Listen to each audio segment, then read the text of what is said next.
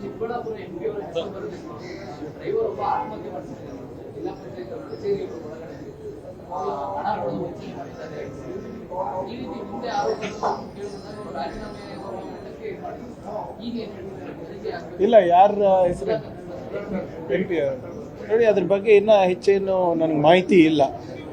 ಅದು ಪಂಚಾಯತ್ ಕಚೇರಿನಲ್ಲಿ ಆಗಿದ್ರೆ, ZP ಕಚೇರಿನಲ್ಲಿ ಆಗಿದ್ರೆ ಅದು ಮಾಹಿತಿ ಪಡೆದು ಅದಕ್ಕೇನು ಸೂಕ್ತ ಕ್ರಮ ತಗೋತೀವಿ. ಯಾರೂ ಕೂಡ ಕಾನೂನಿಗಿಂತ ದೊಡ್ಡವರಲ್ಲ.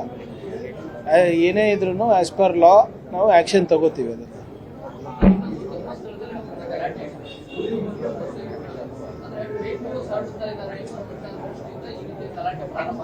ನೋಡಿ, ಯಾರು ಸುಳ್ಳು ಸುದ್ದಿ ಹರಡಿಸ್ತಾ ಇದ್ದಾರೆ, ಯಾರು ಸರಿಯಾದ ಸುದ್ದಿ ಹರಡಿಸ್ತಾ ಇರೋದು, ಅದು ತೀರ್ಮಾನ ಜನರು ತಗೊಂಡು ಅದಕ್ಕೆ ಹಿಂಸಾಚಾರ ರೂಪ ಕೊಡೋದು ಸರಿಯಲ್ಲ.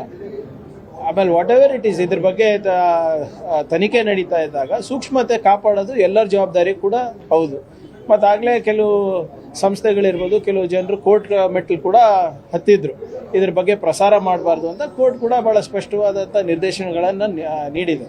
ಸುಳ್ಳು ಸುದ್ದಿ ಯಾವುದ್ರ ಬಗ್ಗೆ ಏನೋ ಇರ್ಬೋದು, ಅಥವಾ ಸಂಸ್ಥೆಗಳ ಬಗ್ಗೆ ಇರ್ಬೋದು, ಸರ್ಕಾರದ ಬಗ್ಗೆ ಇರ್ಬೋದು, ವೈಯಕ್ತಿಕವಾಗಿ ಇರ್ಬೋದು, ಅದನ್ನು ಮಾಡಬಾರ್ದು. ಅದಕ್ಕೆ ನಾವು ನಮ್ಮ ಸರ್ಕಾರದಿಂದ ಮಿಸ್ಇನ್ಫಾರ್ಮೇಷನ್ ಬಿಲ್ಲನ್ನು ನಾವು ತರ್ತಾ ಇದ್ದೀವಿ.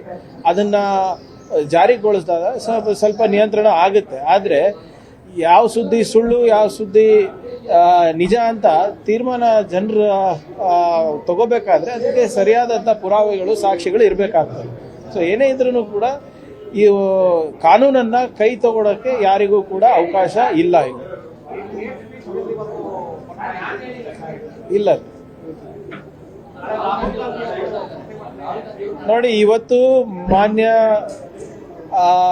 ಲೋಕಸಭಾ ವಿರೋಧ ಪಕ್ಷದ ನಾಯಕರು 1:15ಗೆ ಇವತ್ತು ಪ್ರೆಸ್ ಕಾನ್ಫರೆನ್ಸ್ ಕರೆದಿದೆ.